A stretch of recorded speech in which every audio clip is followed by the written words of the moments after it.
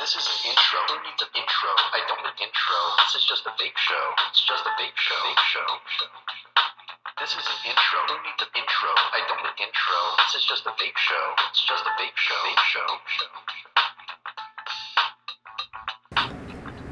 YouTube, what is up? I'm your homeboy Josh, back at you, and today we're taking a quick look at the Limitless Lux box. And Limitless Lux box, well, there are things about it that I like and things about it that I'm not so super crazy about, honestly. But before we get into this review, I do want to remind you that we all have a part to play in the fight against Big Pharma, Big Tobacco, the FDA, and the deeming regulations that are looming over our heads. That means that if you're on social media, paint the best possible image of the vape community that you can. If you're a shop or a shop owner, remind your customers they need to get in this fight if they want to keep vaping. And support all your calls to action, including those to support HR 2058 and the Cole-Bishop Amendment. And support all your calls to action, including those to support... And support all your calls to action, including those to support HR 2058 and the Cole-Bishop Amendment. We all have a part to play. It was sent over free for the purpose of this review by heavengifts.com. And remember to use code ANOMBOY, like you're an homeboy, at checkout for 15% off your cart.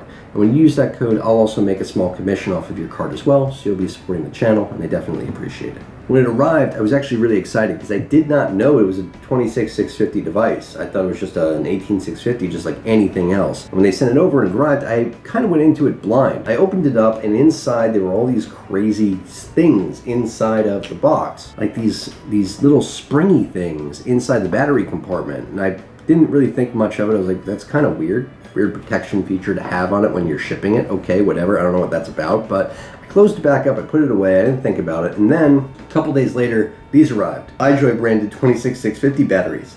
And then I put two and two together and I was like, oh, that's what those things do. So you can basically run this in either 18650 mode using the sort of battery cover sled thing, or you can run it with two 26650s. I was super excited once I realized that because I've always wanted a mod with dual 26650s for the battery life, man. I was super excited about it, and the battery life is awesome. Excellent battery life. It's battery life that goes, I go about 2 days on a charge with this device, honestly. I really do. It's something like, because the batteries are, 4,200 mAh, so you're walking around with 8,000 mAh on your device here. I usually go a day into the next day with battery here. I love that. Aesthetically, it's a box. It's kind of got this little inlay here, a bit of texture on the side. I like that. I like the metal bottom. I like the metal top. All that's really nice. The extra sleeve, it's not wood grain. It's metal that looks like wood grain. I'm not usually a fan of stuff trying to look like other stuff. You know what I mean? I'm not into that. It's actually a pretty decent alternate sleeve that you can get for it. It does class up the place a little bit if you ask me. Definitely looks awesome when it's all paired with the Just the Tip drip tip, the Dino Bone drip tip they sent me. Thanks again, guys. And we'll be doing a little featurette on Just the Tip drip tips before too long because they're an amazing company and they sent me this drip tip and a bunch of others. So they're awesome. I love those guys. It also has some battery venting on the side. It's serialized and it says co-designed by iJoy and Limitless. You can click 3 times and you can get into this menu system. You have power mode, letter P in bottom row, and you've got 3 temp modes: nickel, titanium, and stainless steel. And you can flip the screen, and also in power mode you can switch from normal to hard to soft to user entered. Now, user entered is pretty cool because right now, say I'm at 95 watts, right? I can tell this device to fire for the first, I can tell it to fire the first second at 108 watts, then 117 watts for the second. Then I can tell it to fall back down to 90 and just stay there for the next 4 seconds. I think that's pretty cool. And that is when I find the device to be the most accurate. Maybe just tweak that a little bit and we'll bring down the second down to 99 watts. That's awesome. Yeah, I mean, that's what I'm looking for from a 90 watt vape. That feels like 90 watts. That feels like 90 watts should feel when I compare it to something like a DNA 200 device. That feels pretty normal. Where this device starts to fall off with me a little bit is when it's just in the power mode, in normal mode, 90 watts, and in the hard mode at 90 watts too. It just doesn't feel like 90 watts.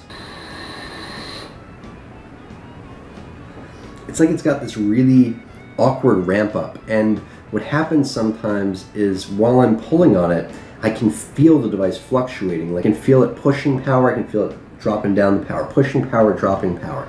And I can feel that in like a 4-second pull. That's where this device and I really don't get along so well. I don't like that feeling, knowing that the device is regulating itself. I want the regulation to fool me and just think that it's giving me a constant 90 watts. And it's just a perfect hit the whole way through. This device isn't delivering that unless I put it in the user mode. The user mode works excellent, but for the user mode, I need to adjust that user mode for every single, wattage. Every time I change the wattage, I would have to change that user mode. You know what I mean? So if I'm just going to vape at 90 watts all day, I'm great. But if I'm going to be going up, going down, I have to mess with the user mode every time. I don't like that so much. If I know my atomizer and I know how I want to vape it, it's great, and I love it. The other thing that I'm not crazy about, and this is a bad example because this thing it's a Pharaoh, so it screws down. But this is a new RDA from Augbit. It's called the Astro. I've got a review coming up for it. Watch what happens when I go to take off the top cap. Every time. Every single time. And it's not the biggest deal. It's just one of those things that you get used to. I guess if I only use this mod, then I'd remember it, but I don't only use this mod. I've got a bunch of mods that I use and a bunch of mods that I'm testing, and I'm busy, so I don't always use this device. So if I was only using this device, I would remember that when I'm going to take off the top cap, I kind of need to hold it like this. And then I can do that without taking out the battery components. It's not a big deal. If it's the only device I'm using, if I remember to do that, it's not a huge deal. But when I'm in a place where I've got a bunch of devices, I need to remember their little quirks and ins and outs. It's a little bit different. I need to hold it a certain way so that the top cap doesn't pull off the battery sled with it. One thing that is really nice about it is that 30mm devices look awesome on it. 30mm device just looks awesome on this thing. Just perfect. It's a perfect fit. It's excellent. And I love that.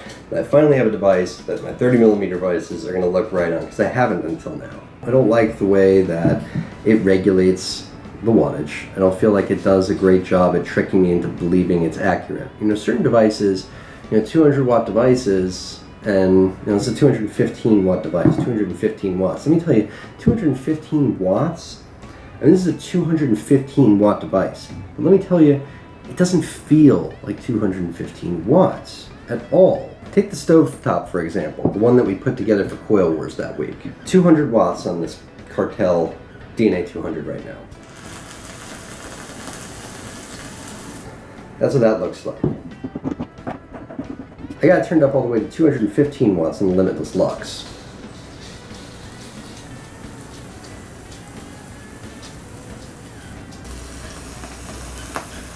On the Cartel again. I mean, there's just no comparison. With that, it's like heat. It's immediate. It's a perfect hit. That's what 200 watts should feel like with that build. On Limitless,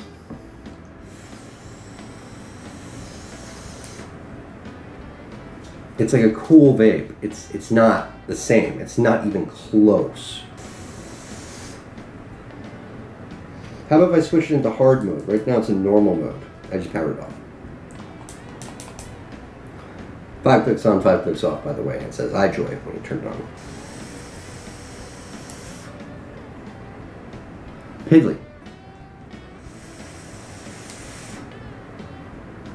Really piddly. It's just not, it's not the same thing. Certain devices can fake it. The K-Box 200 does a really good job at faking 200 watts in my eyes. This doesn't feel like a 200 watt vape. It definitely doesn't feel like a 215 watt vape. Is that to say it's a bad device? No, not really. I still like it, It's not accurate, but, like I said, it's a device that my 30mm RDAs look good on. It's a device that doesn't have the worst aesthetic in the world. I kind of like the metal at the top and the bottom. The wood grain sleeve looks pretty cool. It functions pretty well in the user mode, not at 200 watts, but it functions pretty well at the user mode on certain other wattages. So it's a device that I'll use now and again. For the battery life, I really like it. For the feel in the hand, it's weighty, it's big. I like a big, beefy, weighty mod. I like that. The menu system is easy enough. I'm not a temp control kid, so I don't care about temp control, but I like the user-defined wattages. I can really customize the power experience on this device to my liking, and that I like. So there are some good things about it and some things about it that I really don't like. The thing where I, lift up the RDA and the batteries come out with it. I mean, I'm not a huge fan of it, but I don't take the top cap off my RDA too often. And when I do, it's just a matter of remembering to hold it down like this. So that's the Limitless Lux. I like it for certain things, and I really don't like it for other things. It's okay. And if you want to continue to see devices like the Limitless Lux stay in the market, remember, support HR 2058 and the Cole-Bishop Amendment. Getting that predicate date changed is the only way that we're going to preserve the future of vaping. Till next time, I'm your homeboy Josh. Vape on, Vapers.